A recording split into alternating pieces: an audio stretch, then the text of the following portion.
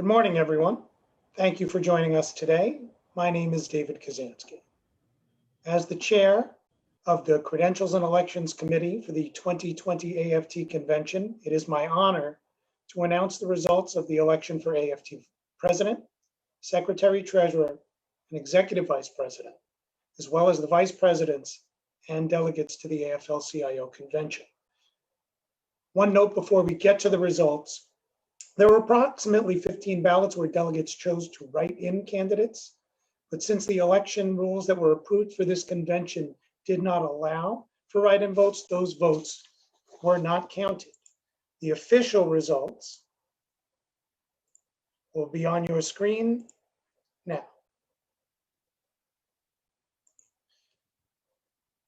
For President, Randy Weingarten. Frederick Ingram is the Secretary Treasurer,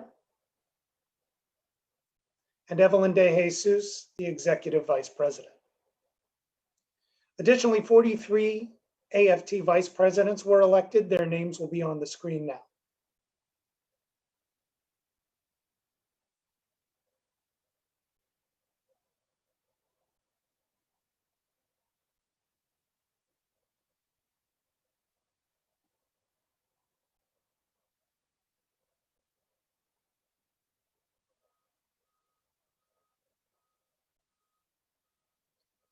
And there were 19 delegates to the AFL-CIO convention elected.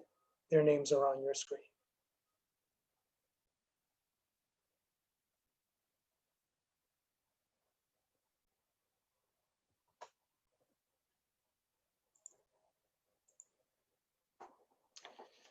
So with that, I just want to acknowledge my appreciation for the entire Credentials and Elections Committee, with special thanks to David Cray and Lomer Pierre-Philippe for their service on the Ballot Review Subcommittee. And I have to recognize the AFT staff that made this committee's work and this unprecedented election process live up to the highest standards and protocols. I want to specifically shout out Tish Olszewski, David Strom, Richard Rosenblatt, Kitty Owens, and Mike Malloy and Pete Ellis, who have a yeoman's job of making it seem as though I am competent and know what I'm doing.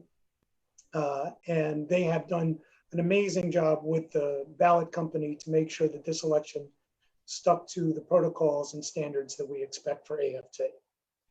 With that report, it closes the business of the 2020 AFT convention. And I now turn over to the newly elected AFT officers for their remarks. Congratulations to you all.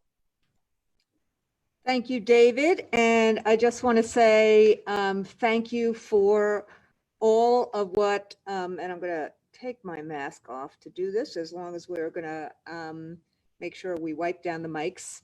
I want to thank you, David, for all of that work. I assume that we will have a report, a written report, so that we have it for the record in terms of how many votes were submitted and what the actual vote count was. I think we may have lost David, but I assume that we will have it for the record. I want to thank David Kazansky, and I want to thank the Credentials and the Elections Committee.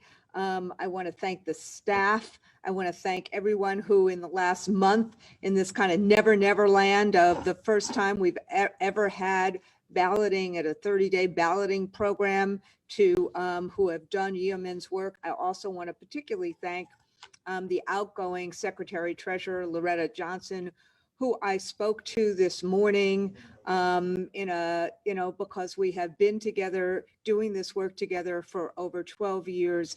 And she is going to make sure that she stays with us as emeritus and keeps on doing the righteous work of this great union. I also, before we close the official convention, because we've actually elongated it for these 30 days so we could get these results, I want to say a couple of words and then ask our new team of Evelyn De Jesus and Fed Ingram to also speak.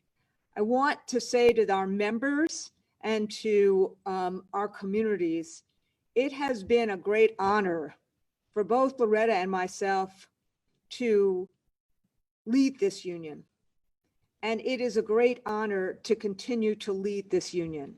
And I thank the membership and the delegates for electing this team of exceptional leaders, the 43 vice presidents that you saw who were elected, and the executive vice president, Evelyn De Jesus, and the secretary treasurer, Frederick Ingram. We, as a team, and we've known each other for a long time, Fed is in Florida right now because of the quarantine requirements, and given everything that's going on in Florida right now, we did not want him to be quarantined up in DC while he is still fighting that fight for safe schools in Florida. But Evelyn and I are here in Washington today. We're both going back to New York City tonight as safely as we can. But we know, and I speak for all three of us, we are humbled by the task in front of us, and we will give it everything we got. Our union has weathered many storms, including many existential threats, natural and ideological, from Janus to COVID, from the demonizers of our work, like Michelle Rhee and Betsy DeVos, to the politicians like Wisconsin's Scott Walker and New York's Rudy Giuliani, both of whom spoke at the Republican convention this week, who would rather starve public services, eliminate unions, and divide people from each other. All of these things have actually tried to defer rather than help the promise of America. But the AFT is built for this. We don't back down. We care, we fight, we show up, and we vote. Despite crisis after crisis, we have thrived.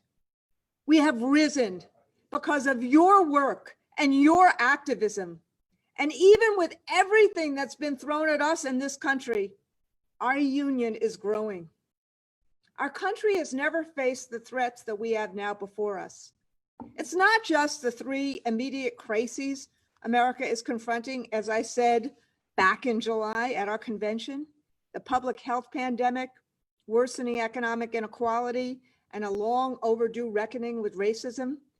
These three crises, as well as the crisis confronting our democracy, are all made worse by one person, Donald J. Trump. I was in DC last Thursday, getting ready for the anniversary of the March on Washington, a march that was peaceful 57 years ago and was peaceful last Friday.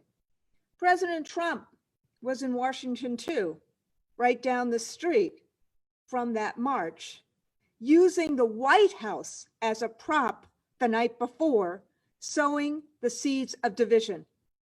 Just like he used St. John's Church as a prop a month ago, after having peaceful protesters tear gassed so he could hold up a Bible.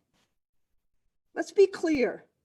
We must all stand against violence, but please, how does the President of the United States not say the names that are on so many of our lips, Jacob Blake, George Floyd, Breonna Taylor, yet call violent white supremacists in Charleston very fine people?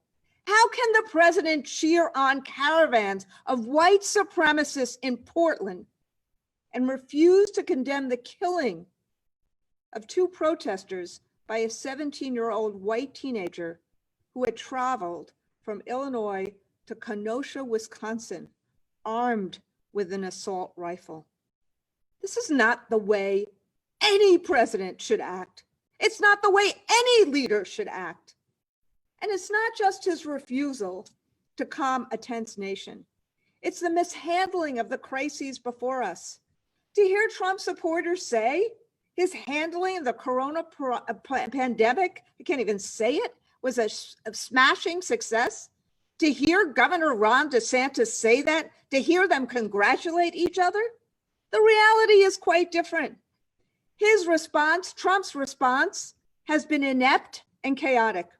1,000 Americans are still dying of COVID-19 every day, while nearly every other country, with the exception of Brazil, has controlled the spread of the virus. 185,000 people today have died of COVID in the United States. President Trump claims that he has created the best economy ever. Yet 25 million Americans have lost work since the start of the pandemic.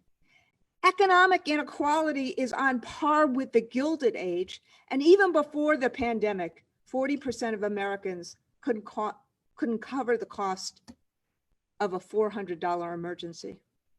President Trump has obliterated nearly every norm, running roughshod over the laws intended to prevent him from using his office for political or personal gain.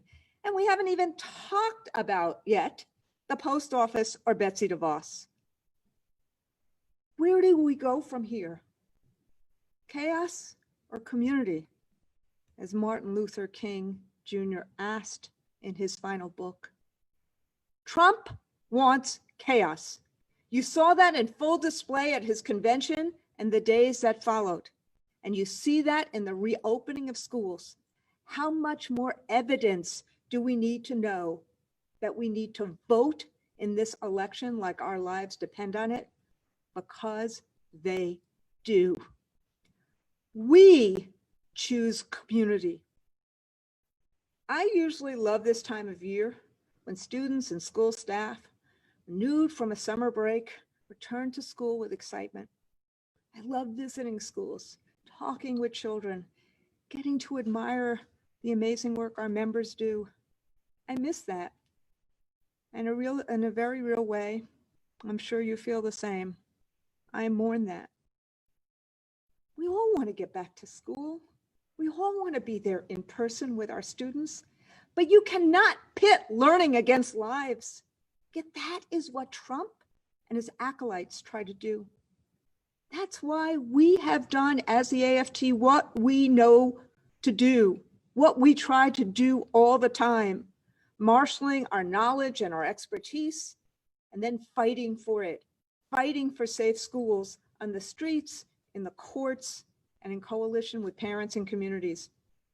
In Florida, as I'm sure Fev will talk, we are in court suing the governor, the education commissioner, over their reckless demand that schools fully reopen despite the surge of infections.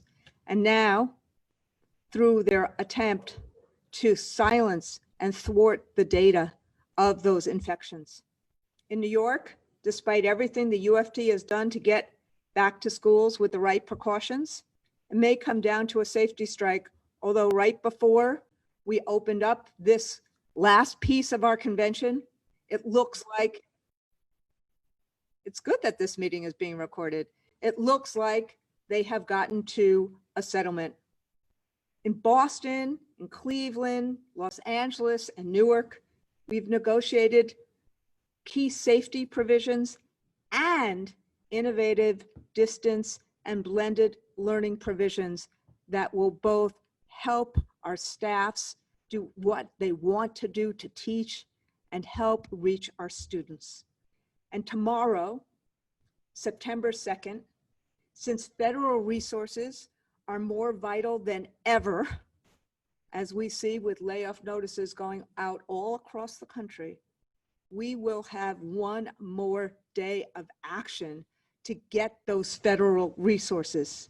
We'll partner with Reverend Barber and the Poor People's Campaign, Indivisible, NAACP, AROS, and many other groups, including much of the House of Representatives from coast to coast, to fight for the resources and the safeguards we need to responsibly, equitably, and safely reopen schools. And that hashtag, if you haven't seen it yet, is hashtag Demand Safe Schools and hashtag Fund Our Future. And we have events all across the country. You can see the map already, but please do something tomorrow to keep this fight going, to fund our schools and to safely reopen and to demand safe schools. Whatever is needed to keep you, your students, our loved ones safe, the AFT has your back. These are dangerous days. Trailing in the polls, Trump needs chaos, violence, and destruction to win re-election. That's why he is inciting it so. It's a warped evolution of his claim that, quote, only I can fix it. Now it's really, in Trump's America, only I can fix what I ruined. In a perverse way, Trump's horrific actions, his stoking of racial resentment, his relentless lies distract us from his off-the-rails presidency. He wants us to ignore his mishandling of coronavirus. He wants his wild and outrageous claims to serve as a flash grenade, to throw people off, because a lot of Americans are connecting the dots. The kids can't go back to school safely. They can't go back to work safely. More unemployment, more anguish, more resentment, more questions, because Donald Trump wasn't up to the task of handling a crisis and keeping us safe. And he certainly wants to distract from the fact that, save for a few, most Americans are decidedly not better off than they were 4 years ago. Because Donald Trump's economic policies may have helped millionaires and billionaires, but not average people or hardworking families. His corruption threatens our very democratic form of government. His Secretary of Education is trying to take away funds from poor kids, and his administration is trying to take away health insurance from millions of people during a pandemic. The constant barrage against the post office is one more scare tactic to sow doubt about the election in the event he loses. But Trump's America is not our America. We have an alternative. From combating the pandemic to funding public schools, to make sure that healthcare is a right, to rebuilding our economy, to building it back better, to make sure that workers and working families have a voice. Joe Biden and Kamala Harris have a plan.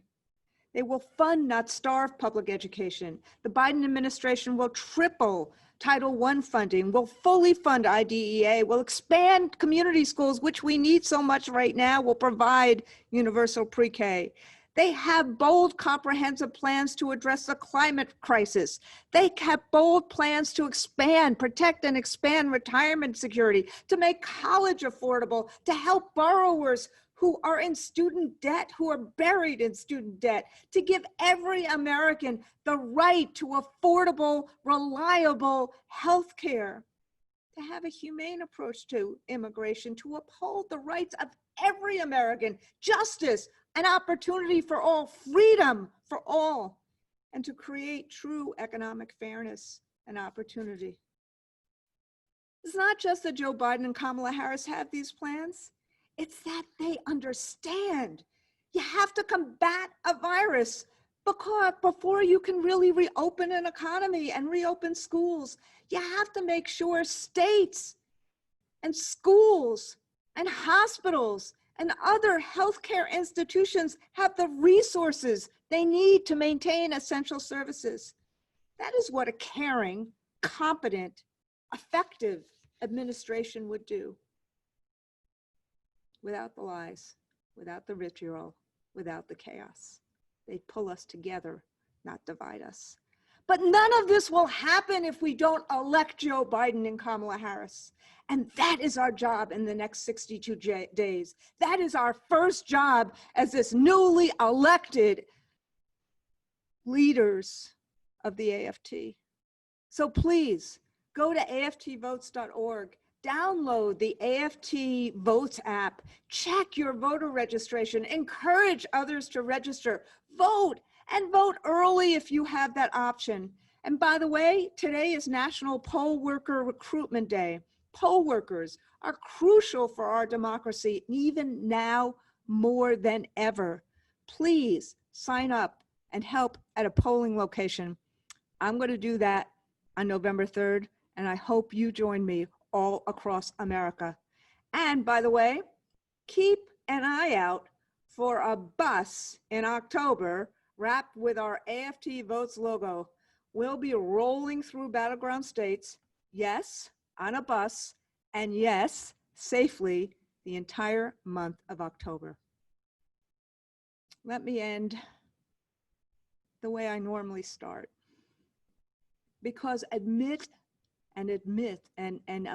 all of this chaos, you, our members, you have been our calm.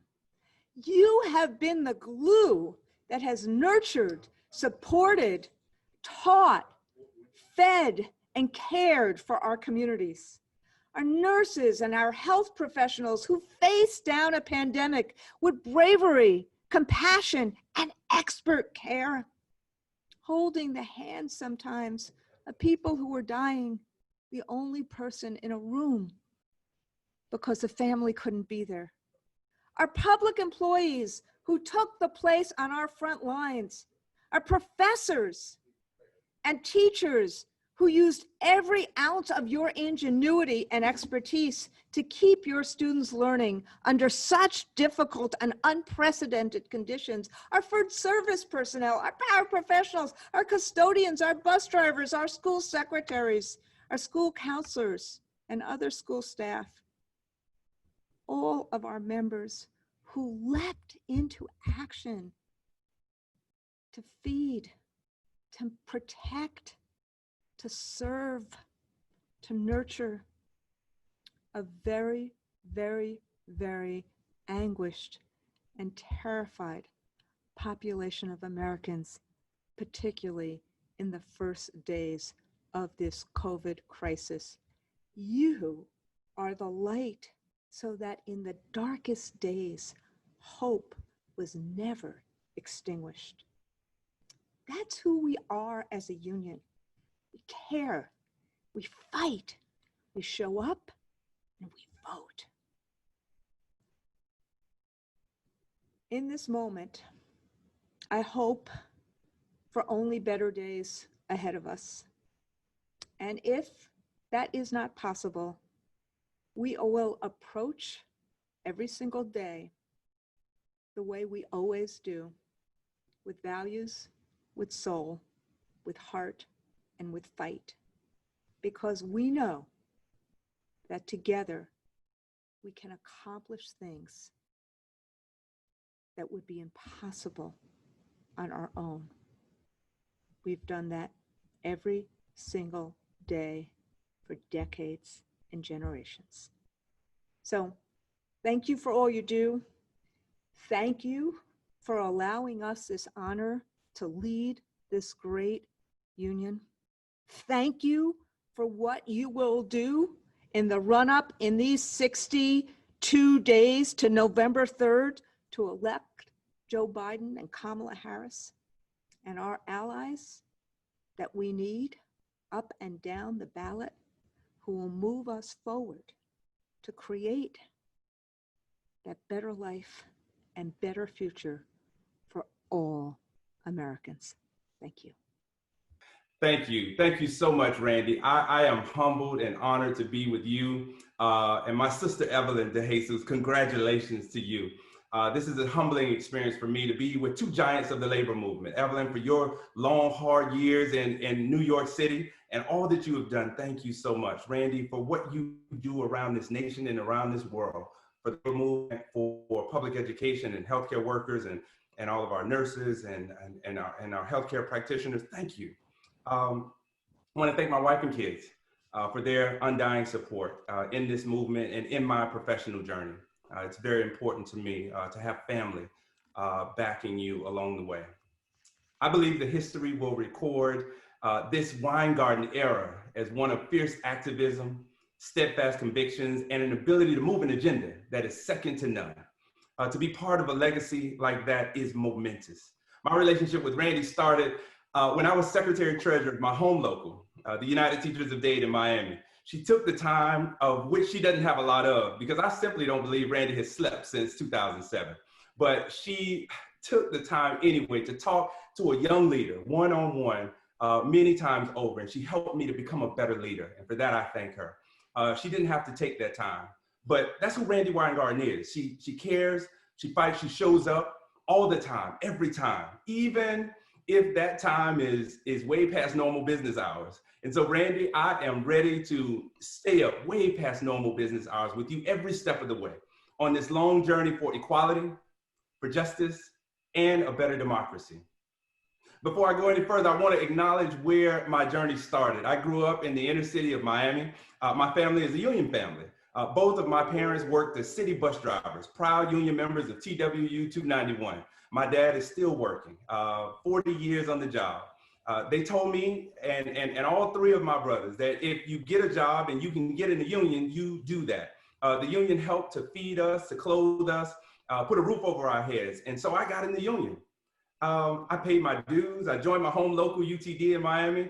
And that's all I had ever planned on doing. I wanted to be a great band director. Then I saw the injustice that too often is the norm, and it took a toll on the kids that I was teaching. I was lucky enough to be the band director of two extremely successful band programs at Title I schools in Miami. I say I was lucky because for 10 years, every year I watched 250 teenagers who didn't come from much grow as musicians and grow as people all across our community. These kids went to competitions all across the country and won awards that they're too immeasurable to name.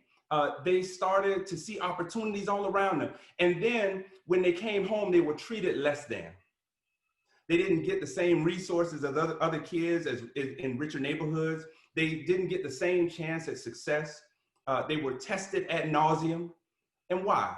For what reason? Because they were less deserving? Not for 1 minute were they less deserving. I knew these kids deserved more, and so I fought for them. And as they say, the rest is history. And so along this journey and along the way, so many people poured into who I am today as a union leader. Too many to name today, but know that I cherish every conversation, every idea, every moment that was taken with me to develop my leadership ability. I've had the honor of serving in leadership positions with UTD and the Florida Education Association for 14 years now. For the last 2 years, I've served as the president of the Florida Education Association. FEA represents 150,000 members from one end of the state to the next. A mix of education staff professionals, pre-K-12 teachers, college and university professors, graduate assistants, students, and retirees. We also welcome a large contingent of New York State retirees and others who call Florida home. I think you probably know that things are never boring in Florida, the battleground state of the battleground states.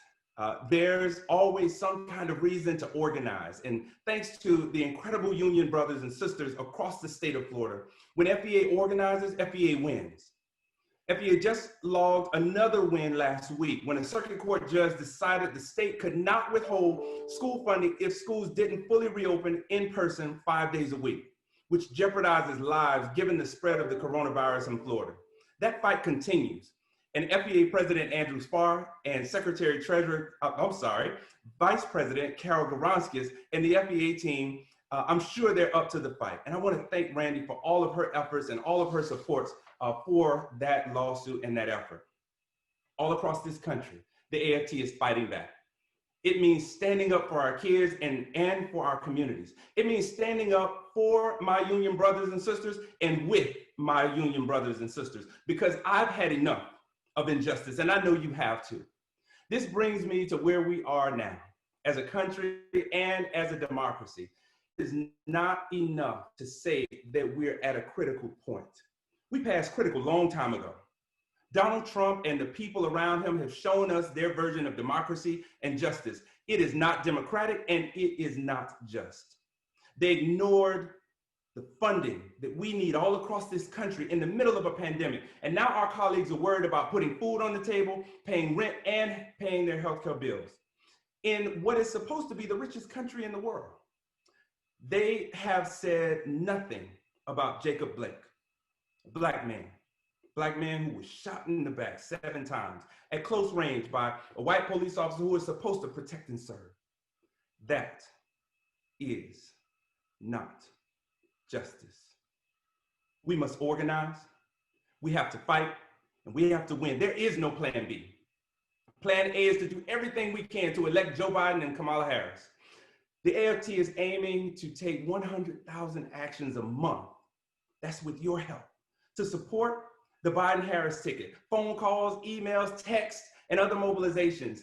Through Election Day, everybody can play a part in this. Call your friends and family, make sure they are registered and have a voting plan, and talk to them about what's at stake. Because if we stare this in the face, and if we do not flinch, we can move our human consciousness to a better place. The AFT does not flinch. Long before me, the AFT has stood up for you and for me. I'm so honored to be a part of this union where we care, we fight, we show up, and we vote. So let's go out and let's fight and let's win with Randy Weingarten as our president, with Evelyn DeJesus as our executive vice president, and the 43 vice presidents at large. I am honored to be here today. I am honored to be here with you. Randy, it's time for us to get in some good trouble, some necessary trouble, as John Lewis would tell us. Now let's hear from my sister, my colleague, one of my mentors, Sister Evelyn DeJesus, Executive Vice President of the AFT. Thank you, Fed. Good morning, AFT. Buenos dias. As you know, I am Evelyn DeJesus, and it is my great honor to serve you as your elected Executive Vice President for the next 2 years. For a Puerto Riqueña who grew up in the Lower East Side of New York, to be standing here alongside my sister, my friend, my mentor, Randy Weingarten, the best known, most dynamic, and most visionary union president in America, and our new incredible Secretary Treasurer, my brother, Fed Ingram. Well, I only wish my mother, who passed away this year, could have been here to witness this moment. We are living in really difficult times. More than 180,000 Americans have died in a pandemic. Our own government has managed as badly as everything else Donald Trump has ever touched. He and his defenders act like the virus is already beaten. Can he tell that to the families of thousands of Americans who die every day from COVID-19? The best he can do is to lie to the American people about the virus being under control, while schools are reopening without the safeguard and resources put in place to protect our children. A true leader wouldn't jeopardize the lives of Americans. A true leader would find the resources and work to protect our communities. I'm not sure if everyone knows, but I had the virus, and I'm still feeling the after effects. I had a stroke and Bell's palsy. I lost my mom. And I'm here to tell you, it is one really nasty virus. However, I didn't throw in the towel and give up. If I had, I wouldn't be here speaking to you here today in the land of the living. But I'm a fighter. Americans have a right to expect that their president will fight for them too, not just lie and cover up. Trump claims to care about American workers. If that's true, why didn't he make Mitch McConnell work with the Senate to pass the HEROES Act, which would help millions of Americans recover from the economic devastation of COVID-19? Instead, he signed a few weak executive orders and grandstanded to his golf club crowd. Trump claims to care about people of color. His actions prove otherwise. His constant racist tweets aim to scare white suburban women with dark images of Black and brown thugs and terrorists. In his Republican National Convention speech, he made heroes out of the white couple who threatened peaceful Black Lives Matter demonstrators with AK-47s. That is not how you care for people of color, and not how you, as the president of this country in turmoil over racial injustice, put an end to racism and hatred. We all know what our country needs right now. We need a leader to bring the country together and to beat this virus. Not a leader who suggests we drink bleach to fight COVID. Not a leader who is giving tax cuts to his millionaire friends. Not a leader who doesn't care about healthcare. Not a leader who calls Mexicans rapists and Black Lives Matter protesters terrorists. We need a president who cares, one who is decent, and one who can heal and unite my country, your country, this country.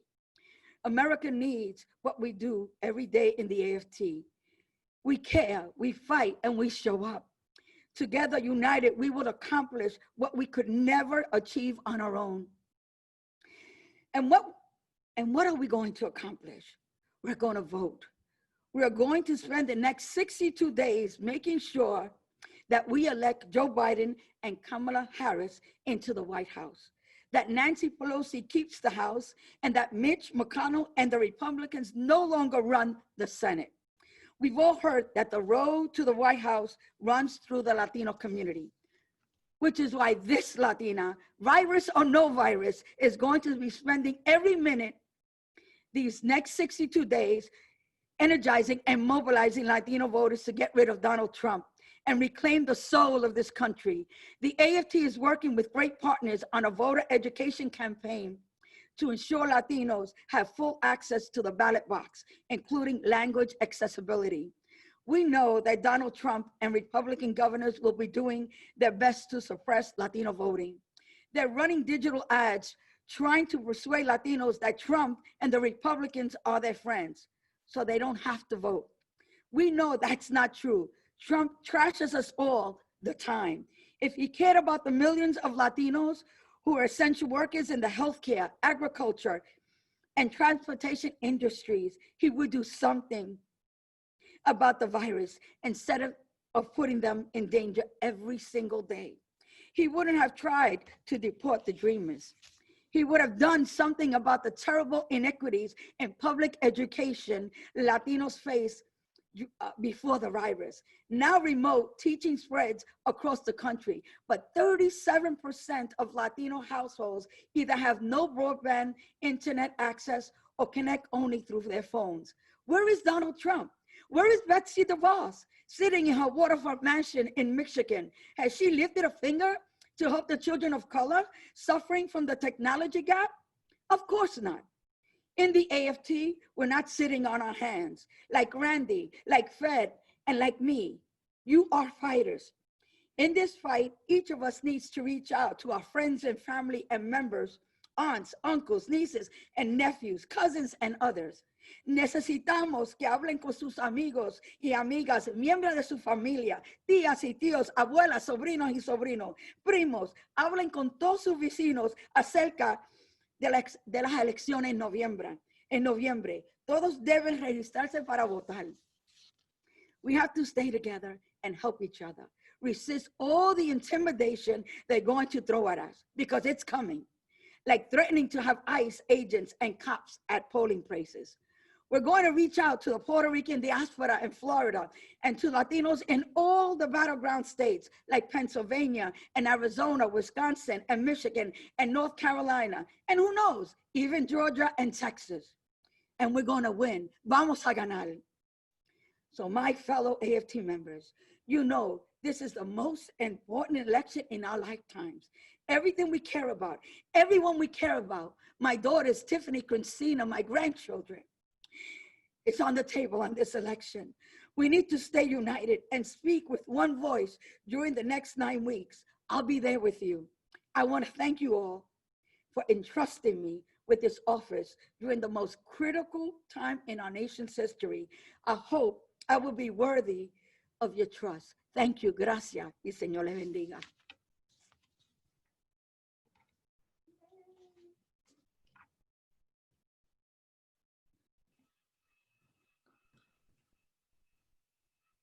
And as you see, we make sure that we clean off microphones and we clean off stages. Thank you, Evie. Thank you, Fed. I hope people see why I am really excited and honored to work with Evelyn De Jesus again after we worked with each other in New York, and to work with Fed Ingram and the 43 new. Some of them have been here before, vice presidents of the AFT. This is an amazing leadership group, but it is a group that is, at the end of the day, honored, grateful, humbled by our members. It is a group that rises from our membership, that walks the walk with our communities and with our members. But we got a big deal to do in the next 62 days before we adjourn this convention officially now, 30 days after we actually had most of the proceedings. We know that the resolutions, that some of the resolutions that we passed are already being implemented, like our climate resolution. We have our new our new task force for our young leaders.